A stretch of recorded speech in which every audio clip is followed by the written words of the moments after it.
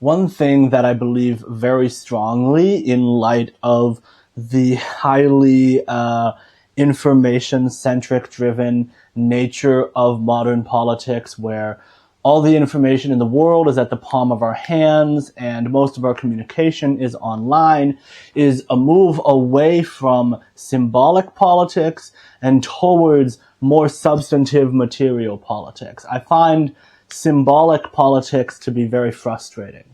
I think on the left especially, we've been governed for quite some time now by a group of people who say the right things, look squeaky clean, have big fake smiles. But in terms of policy, maybe they're not actually all that progressive in terms of their economic orientation or their political orientation. And I think the way that you reject that is by rejecting a lot of the symbolic nature in our activism as well. If you are an activist of some kind, I think you have to reject symbolic issues to an extent as being a waste of our time. So one good example is resolutions.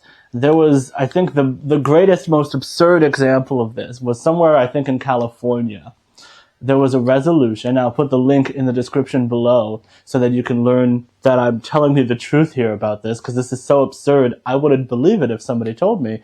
There was a resolution about Taylor Swift. There's a resolution, I think it was like, this is the generation of Taylor Swift or something like that.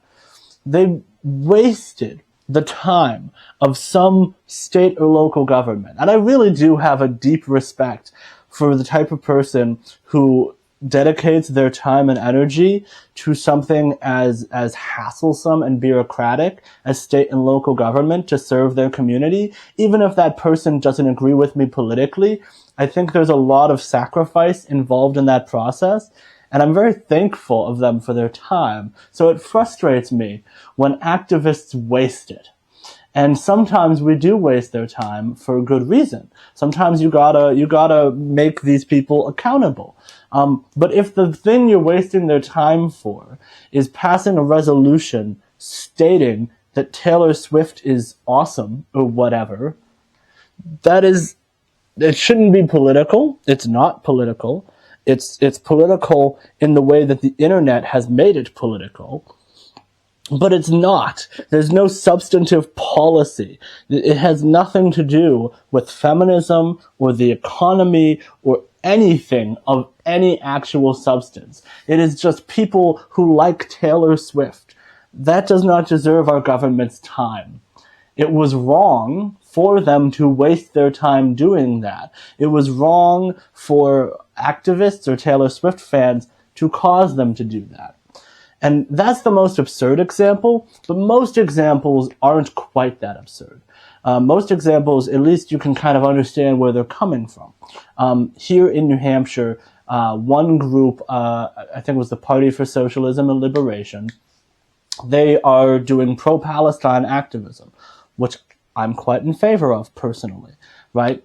But they were doing pro-Palestine activism, and they they tried to get a resolution from the Manchester City Council that they were against Israel and for Palestine, basically, right?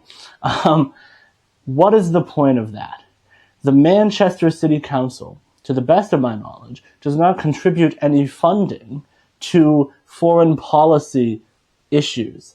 They don't need to have a position on Israel-Palestine at all. What they do need to have a position on is like fixing our fucking sewer system or making our schools well-funded or something like that. I do not need the Israel-Palestine debate to take up any of the time of our local government officials. I think you should be allowed to be a local government official without strong opinions on our foreign policy. Call me crazy. But instead, we're now forcing this issue into local governments, forcing them to have an opinion. Because why? Because to do nothing would seem wrong. So instead, we're wasting the time of local governments. And it's not as though it affects anything. All it does is waste time. All they're doing is stating, without any actual oomph or power behind it, Palestine good. That's what happens if we succeed, right? And if we fail, then what they do is they say, Israel good, which is also useless, but potentially actively, idealistically harmful to our cause. So yeah, I think that's a stupid goal. I think that's a stupid thing to try to do. And I don't think we should be demanding resolutions from any of these people. And to an extent, I kind of don't know why they would make a resolution on anything. I don't really need to hear any kind of resolutions from my state or local government on any subject. I would be perfectly happy if they never agreed to a position on any issue verbally, and they just quietly passed laws. And we were all able to determine from the laws they passed what their positions are on things that actually matter.